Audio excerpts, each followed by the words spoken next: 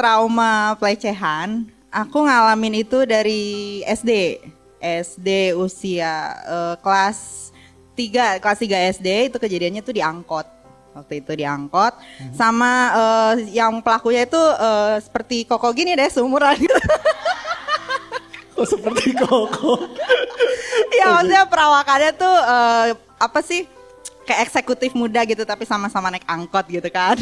Oh gitu ya. Ya, terus udah gitu dia ini diceritain nggak apa-apa? Malah Boleh balik nanya.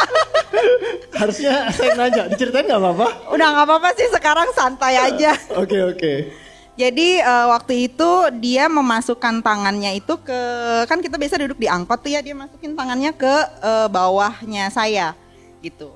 Terus udah gitu sepanjang duduk tuh aku tuh yang ini kayaknya ada tangan tapi bener nggak ya, bener kayak namanya anak kecil kan takut ya, nggak berani negur atau segala rupa gitu. Jadi ya udah diem aja gitu, nge-freeze aja di situ sampai aduh ini cepetan dong turun gitu. Terus dia tuh yang udah taruh tangannya di situ terus di iya, jadi kebayang kan ya masih SD, udah gitu turun sampai rumah udah diem aja nggak berani cerita sama siapa-siapa. Jadi sama mama sama orang tua pun gak berani cerita. Jadi kayak udah nge-freeze aja gitu. Dan ternyata itu terulang lagi pada saat SMP. SMP itu kebetulan dimasukkan mama itu ke agensi modeling. Waktu itu di Tasikmalaya ya. Agak terkenal sih. Nah terus si pelatihnya itu suatu hari itu nyuruh untuk fitting baju ke tempat dia. Aku kira banyak orang, ternyata cuma aku sendiri. Terus udah gitu aku diajakin ke kamar, itu disuruh buka semua, katanya disuruh fitting. Gitu ya, udah buka semua dengan polosnya gitu. Soalnya kan baru banget dan karena trust itu kan sama si pelatihnya itu. Beneran diliatin tuh sama dia. Diliatin. Tapi terus aku tuh yang ini bener enggak sih? Dikunci kan pintunya. Untungnya enggak diapa-apain sih. Itu masih untung ya orang Indonesia tuh ya. Okay. Jadi di situ antara harus manut, mau pergi nggak bisa, tapi ya nggak punya pilihan gitu. Ya udah, akhirnya cuma diem di situ sambil diamatin sama orangnya. Itu yang sekarang orangnya udah mati tuh. Okay. Orangnya udah meninggal. Iya, orangnya udah meninggal gitu, udah nggak bisa dituntut. Rela, soalnya pas lagi di sharingin gak ikhlas ya. Iya, waktu itu kayaknya udah, kok mati duluan gitu kan, gue masih punya urusan gitu sama. Itu biasanya aku nggak pernah berani angkat sampai yang lepasin sendiri itu, nggak pernah cerita sama siapa-siapa dan nggak pernah aku angkat kemanapun. Jadi kayak dikubur dalam-dalam aja gitu, nggak pernah mau cerita. Jadi dianggap itu nggak pernah kejadian, denialnya kayak gitu. Disimpen, nggak mau diceritain. Tapi sempet waktu itu mau coba dicari perbantuan ya buat supaya. Udah. Disuruh bikin video sama kalau nggak salah itu dari luar juga, gitu ya? Dari luar negeri. Coachnya itu dari luar, udah gitu disuruh bikin video tentang trauma itu, terus nanti sharing sama teman-teman juga disuruh bikin video seperti itu.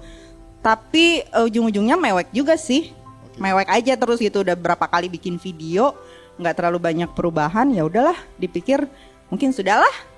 Nggak apa-apa deh gitu. Dan yang dialamin apa aja yang reaksi yang jadi dialami sehari-hari gitu maksudnya? Jadi kalau sama cowok tuh ada rasa tetap ada jarak gitu, kayak nggak trust sama sekali gitu. Jadi kalau dulu sama suami tuh sering banget berantem gitu, trustnya kurang kan.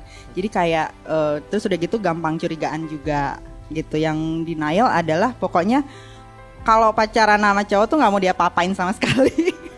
Terus udah gitu mengklaim diri bahwa gue nggak pernah diapa-apain gitu. Padahal kan udah berasa kayak berasa pengen bersih gitu, tapi nggak berasa bersih gitu karena kejadian itu. Jadi denialnya tuh gue nggak pernah ngapa-ngapain loh, nggak pernah diapa-apain. Padahal dulu diapa-apain gitu. Jadi kontra semua gitu. Ngeklaim ke orang tuh nggak mau pacaran, nggak bisa diapa-apain, gue nggak bisa diapa-apain gitu. Padahal ternyata udah diapa-apain. Jadi sembunyinya di situ.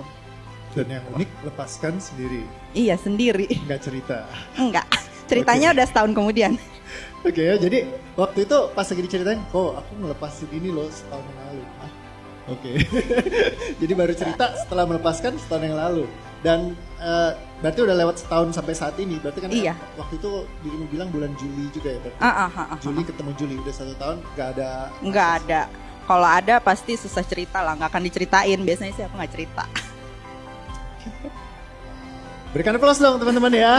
Thank you. Thank you banget Kak Rani buat Thank sharing you, Koko. story-nya. Awesome. Luar biasa. Terima kasih.